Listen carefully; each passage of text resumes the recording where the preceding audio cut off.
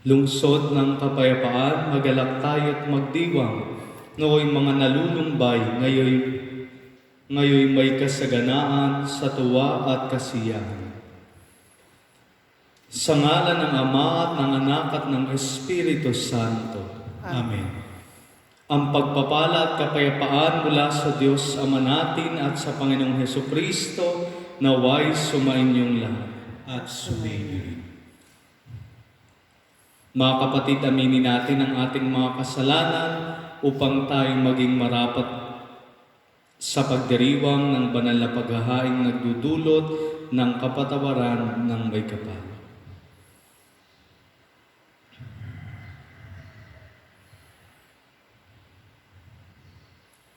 Sinugong tagapagpagaling sa mga nagsisisi, Panginoon, kaawaan mo kami.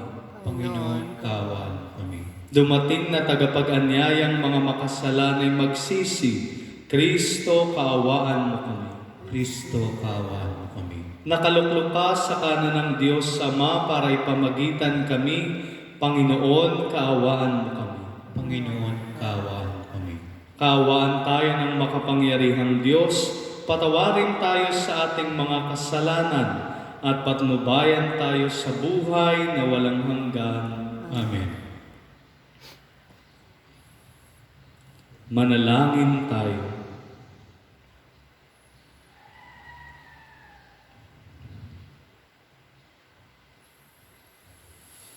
Ama naming makapangyarihan, Ikaw ay nakikipagkasundo sa sangkatauhan sa pamagitan ng iyong salita. Sa masigasig na pagsamba at matibay na pagsampalataya, ang sambayan ng Kristiyano ay makadulog nawang masaya sa pagdiriwang ng dakilang kapistahan ng pagkabuhay sa pamagitan ni Hesukristo kasama ng Espiritu Santo magpa sa walang hanggan. Amen.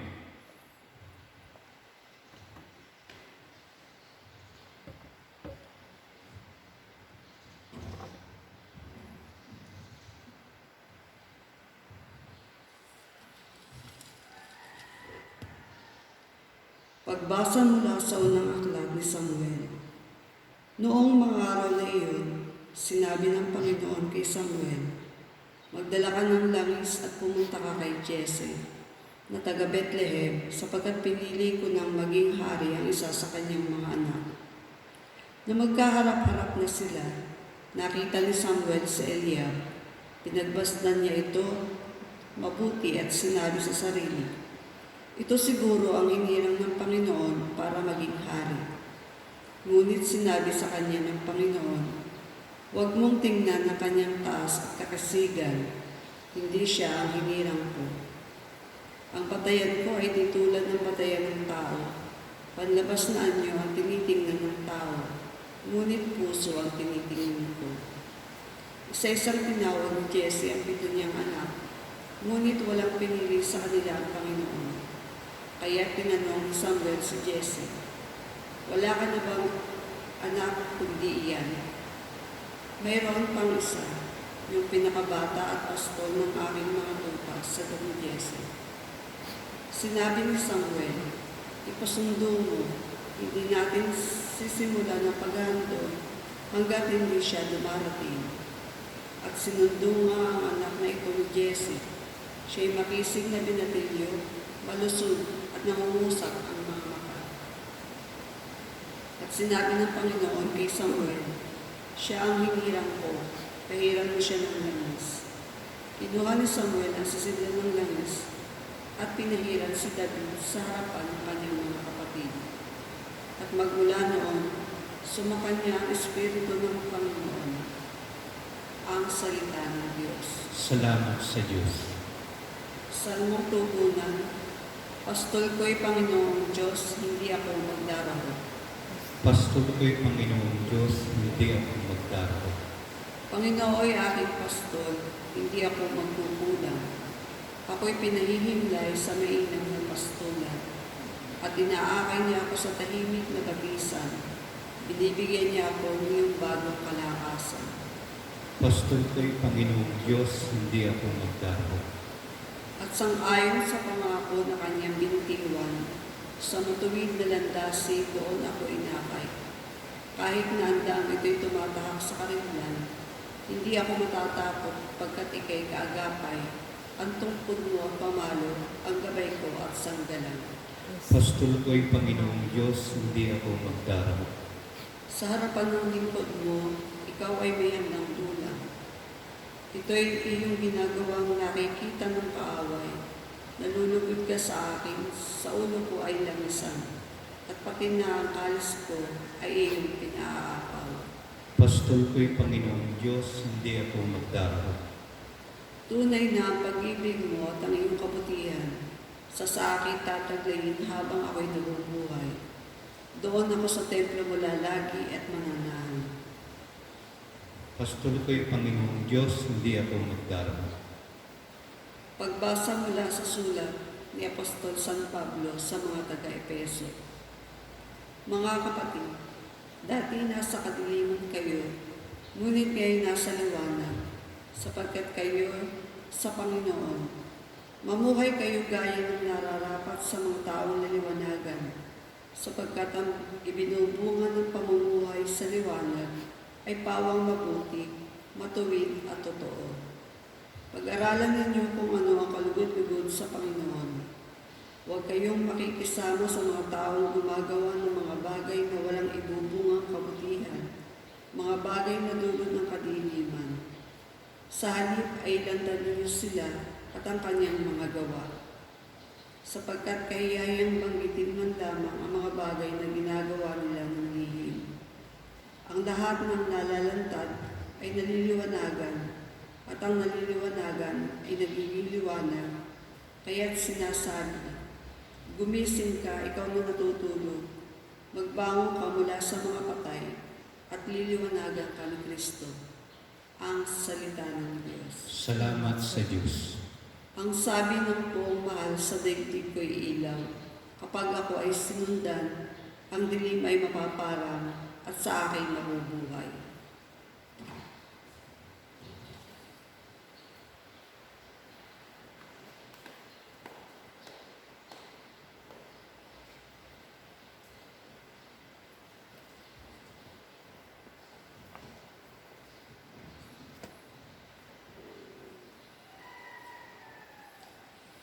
Sumainyo ang Panginoon. At sumayo rin. Ang mabuting balita ng Panginoon ayon kay San Juan. Papuri sa iyo, Panginoon.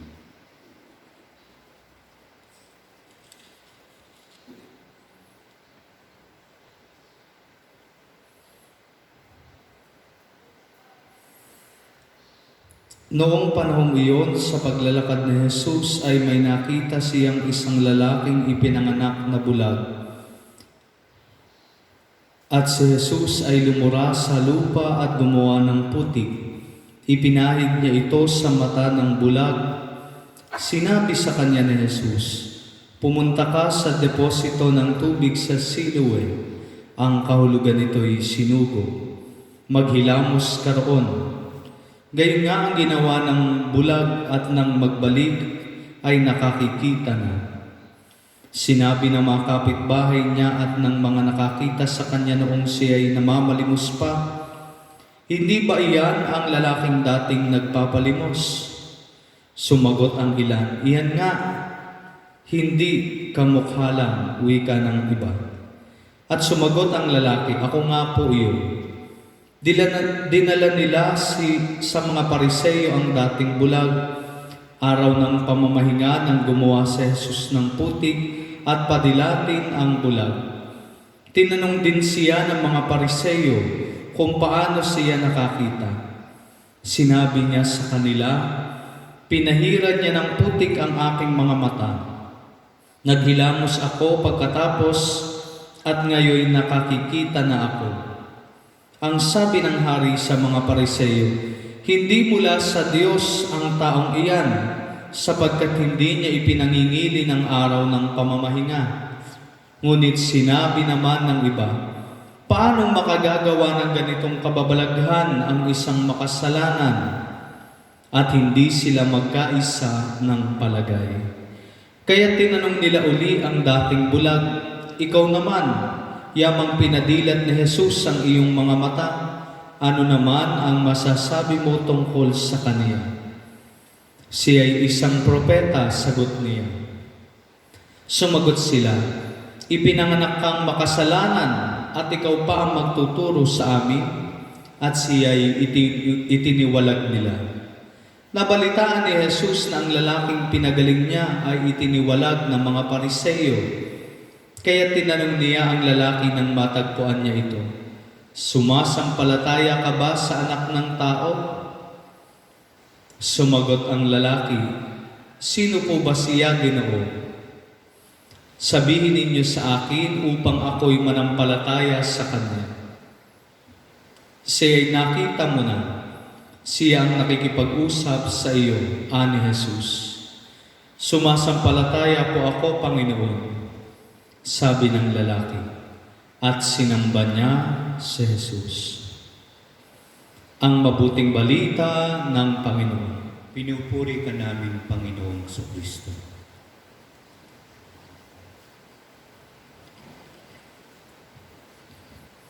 Magandang umaga po sa ating lahat.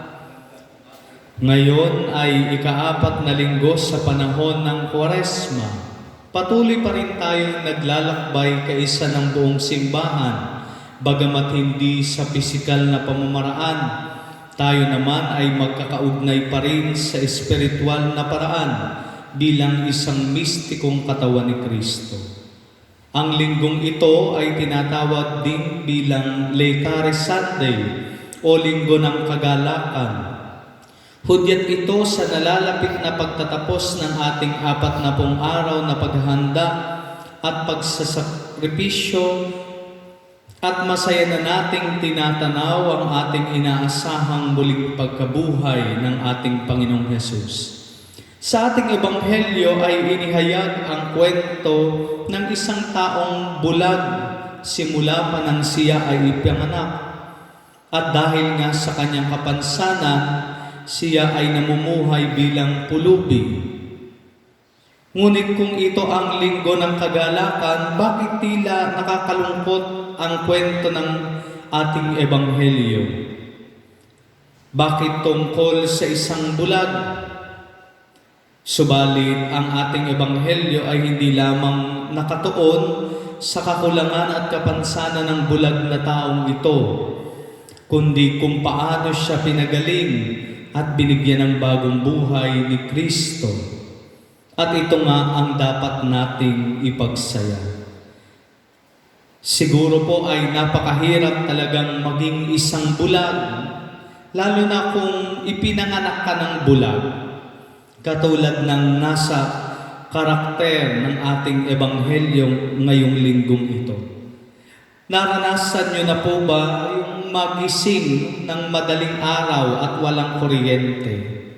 Na halos tayo ay kakapa-kapa sa dilim, walang maanina, at talaga namang napakahirap ng pakiramdam na ito. Para tayong mga bulag, sadyang napakahirap. Hindi nga lang isang bulag, kahit nga para po sa isang malabo ang mata, para bang napakahirap na. Papaano pa kaya kung talagang halos wala ka nang makita? Subalit hindi lamang ang pisikal na pagkabulag, mga kapatid, ang ipinapahayag sa atin ng ating ebanghelyo. Hindi lamang ang bulag na pinagaling ni Jesus ang ipinakikitang bulag, sapagkat marami sa mga karakter sa ating ebanghelyo ay bulag din sa iba't ibang paraan.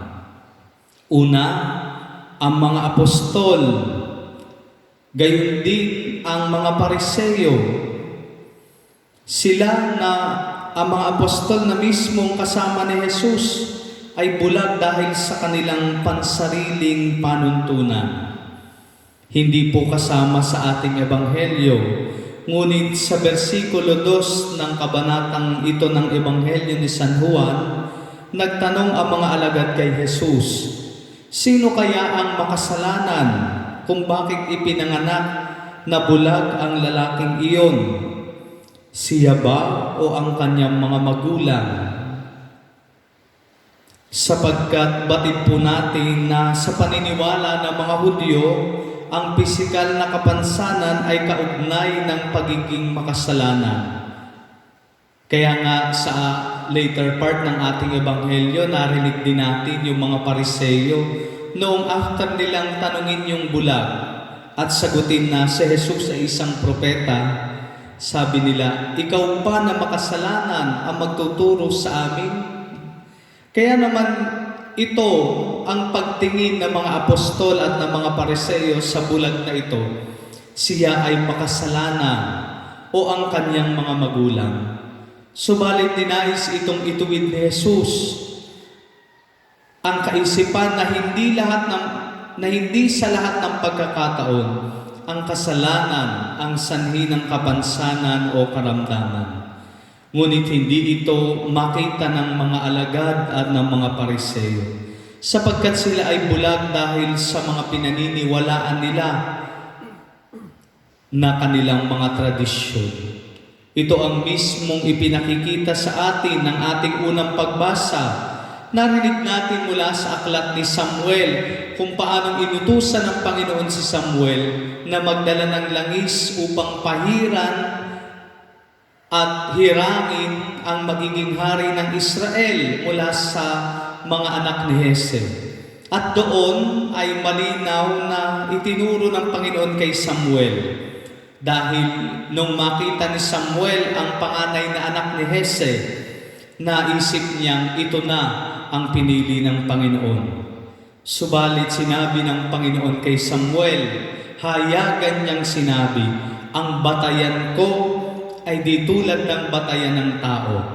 Panlabas na anyo ang tinitignan ng tao, ngunit puso ang tinitignan ko. At marami rin sa atin mga kapatid ang bulag dahil sa pansarili nating mga batayan. At ito ang ating sinusundan, hindi ang batayan ng Diyos.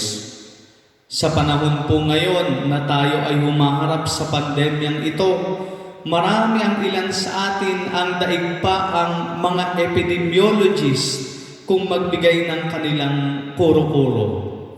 Ngunit upang hindi tayo maging bulag, inaanyayahan tayo ng ating Panginoon na gawing pamantayan kung ano ang pamantayan ng Diyos at hindi ng ating sarili lamang.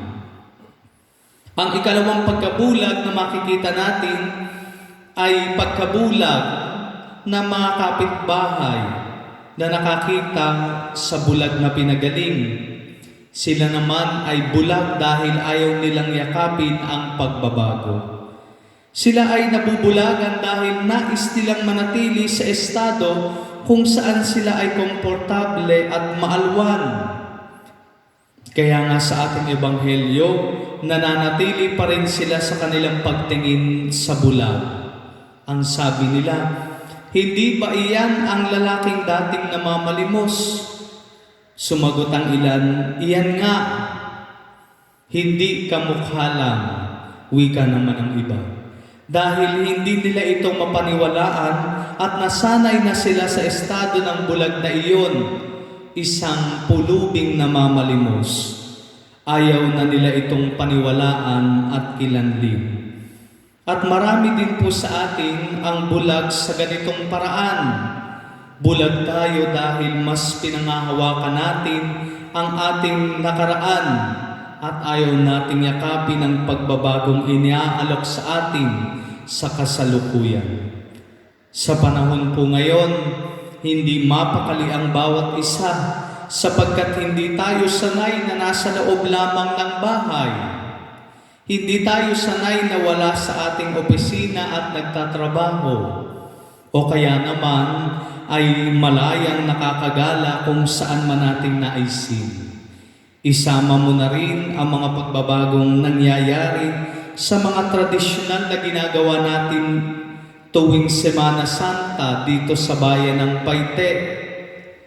Kaya naman marami rin sa atin ang ayaw pa rin yakapin ang pagbabagong ito. Maging malinaw nawa sa atin na ang mga pagbabagong ipinatutupad ng pamahalaan, lalo na ng ating simbahan, ay mga pagbabagong naaayon lamang sa ating kinakaharap na sitwasyon sa ngayon. Nawa ay maging bukas tayo sa pagyakap ng mga pagbabagong ito sa halip na ikumpara pa rin natin ang ating naranasan at nagagawa noon. Sa ating ebanghelyo, ang dalawang uri ito ng pagkabulag ang makikita nating taglay ng mga alagad, ng mga Pariseo at ng mga kapitbahay ng bulag. Higit sa pisikal na pagkabulag ang kanilang karamdaman. Ngunit kahit batbat ng pagkabulag ang ating mga pagbasa, hindi maikakaila na ang linggong ito ay nagpapakita pa rin ng kasiyahan at tagumpay, na bagamat marami sa mga karakter ng ating ebanghelyo ang bulag, si Jesus, malinaw ang kanyang pagtingin sa may kapansanan ito. Pinagaling pa rin ni Jesus ang taong ito sa ating ebanghelyo. At ito rin ang sumasalamin sa ating nararanasan sa panahon ngayon. Tayo ay mga bulag. Subalit sa kabila ng ating pagkabulag dahil sa COVID-19, unti-unti tayong pinaghihilom ng ating Panginoong Hesus. At ito ang dapat nating pagtuunan ng pansin upang madama ang tunay na kagalakang handog ng Laetares Sunday na ito. Kung ating pagninilayang mabuti, marami rin namang naidulot na maganda ang pagkaka-lockdown natin sa ating mga kanya-kanyang bahay. Sabi nga sa isang post sa Facebook, nagkaroon ng oras para sa ating pamilya. Nagkaroon tayo ng pagkakataong magpahinga mula sa ating mga trabaho. Nagkaroon tayo ng pagkakataong muling maranasan na magkasabay-sabay sa hapagkainan. Nagkaroon ng pagkakataon na mag-usap at magkapalagayan ng loob ang magulang at ang kanilang mga anak. Nabawasan ang polusyon sa ating mundo, nawala ang mga krimen, at higit sa lahat, pinapanabik tayo sa sakramentong malimit ay hindi na natin nabibigyang halaga. Sa pagkakataong ito na tayo ay nananabik sa Diyos sa banal na misa, pinapanauli nito ang ating kagustuhang lalong lumapit sa Diyos. Hinahayaan din ito ang sama-samang makapagdasal ang bawat pamilya at lalo pang mapalapit sa Diyos. Sa kabila ng dilim na ating nararanasan, si Jesus pa rin ang nananatili nating liwanag. At sa kabila ng pisikal na sakit, ang mapagpagaling na kamay pa rin ng Panginoon ang ating inaasahan. Mapaghilom nawa niya hindi lang ang ating mga katawan, kundi maging ang ating mga kaluluwa at ugnayan sa isa't isa. Pagpalain po tayo. Ipahayag natin ang ating pananampalataya. Sumasampalataya ako sa Diyos Amang makapangyarihan sa lahat, na may gawa ng langit at lupa. Sumasampalataya naman ako kay Kristo, iisang anak ng Diyos, Panginoon nating lahat. Nagkatawang tao siya na lang ng Espiritu Santo, pinanganak ni Santa Maria ang Birhen, pinagpakasakit ni Poncio Pilato, pinako sa krus na matay na libing, nanaog sa kinaroroonan ng mga yumao, na may 3 araw na buhay na maguling, umakyat sa langit, naluluklok sa kanan ng Diyos Amang makapangyarihan sa lahat. Doon magmumula pa rin ito at hukom sa nangabubuhay at nangamatay na tao. Sumasampalataya naman ako sa Diyos Espiritu Santo, sa banal na simbahang Katolika, sa kasamaan ng mga banal, sa kapatawaran ng mga kasalanan, sa pagkabuhay na muli ng namatay na tao, at sa buhay na walang hanggan. Amen. Oratio Imperata. Diyos Ama namin, lumalapit kami sa iyo para sa aming kahilingan, na kami ay iyong proteksyonan laban sa COVID-19 na kumitil na ng maraming buhay at nakaapekto na sa sangkatauhan. Nananalangin kami para sa iyong biyaya, para sa mga taong inatasan na pag-aralan ang kalikasan at ang sanhi ng virus na ito. Gayon din, upang mapahinto ang patuloy nitong paglagana. Gabayan mo po ang mga inatasang mag-alaga sa kalusugan na kanila nawang magampanan ang kanilang tungkulin ng buong husay at may malasakit. Gabayan mo po ang mga kawani ng pamahalaan at ang mga nasa pribadong institusyon sa kanilang paghahanap ng lunas upang masugpo ang epidemyang ito. Ipinapanalangin namin ang lahat ng mga naapektuhan. Nawa ay hilumin mo po ang kanilang karamdaman. Ipagkaloob mo po nawa sa amin ang iyong biyaya upang kami ay patuloy na makagawa ng kabutihan para sa lahat at makatulong sa lahat ng mga nangangailangan. Ipinapanalangin po namin ito sa pamagitan ng aming Panginoong Hesukristo, iyong anak, na nabubuhay at naghahari kasama ng Espiritu Santo, magpasawalang hanggan. Amen. Maria, aming ina at tulong ng mga Kristiyano, Ipanalangin mo kami. San Rafael Arcangel, Ipanalangin mo kami. San Roque, Ipanalangin mo kami. San Lorenzo Ruiz, Ipanalangin mo kami. San Pedro Calungsod. Ipanalangin mo kami.